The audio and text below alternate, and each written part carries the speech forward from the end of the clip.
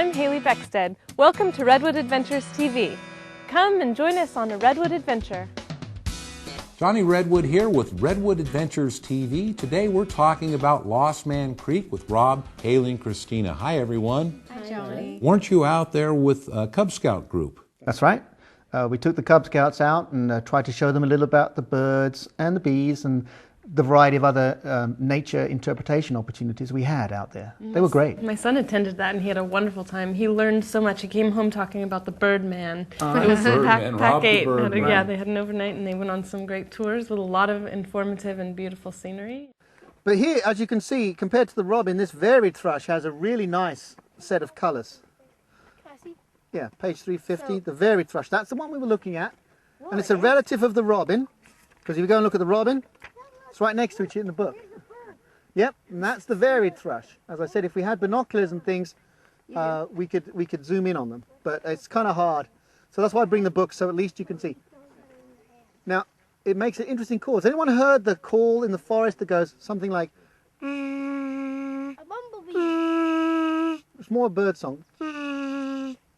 Well, it sort of sounds like a referee's whistle going off in the redwoods. I couldn't believe how smart the little ones were, because you ask them a question and they're not afraid to answer, and they were giving me big words like photosynthesis and sustainable and synergy.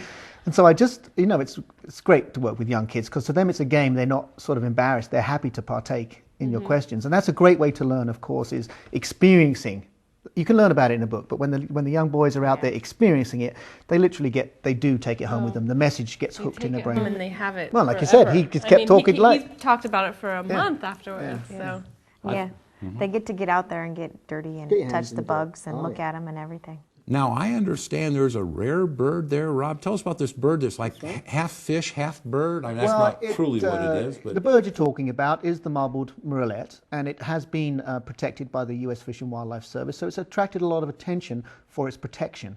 It occurs in California and then all the way up to Alaska, and it's like a North Pacific penguin.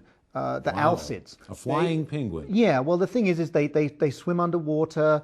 They're very water adapted, ocean adapted to catch their food, but they do still fly a little bit. So the auks and the alcids are essentially the equivalent of the southern hemisphere penguins.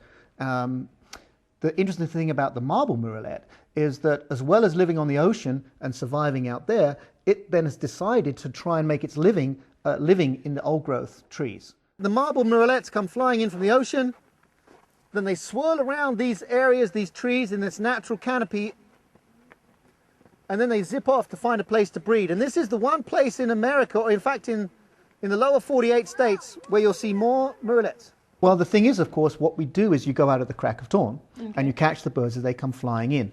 They're flying in early because they want to try and avoid predators, ravens and jays. They're trying to give them the slip. Because they want to get on the egg, and they sit on the egg for 24 hours. And then the male's out at the sea, the male comes in, female comes off, they fly around a little bit, they make some calls, sort of like, ear, ear, ear, bit like a gull. They fly around, and then, of course, to try and distract the predators, off, the male slips off, and then the female heads out to sea.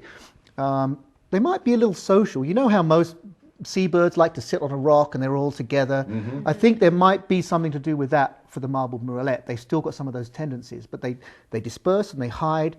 And of course, what's causing them some trouble is, back in the day, everything was old growth. They could hide in that, no problem. The predators couldn't find them.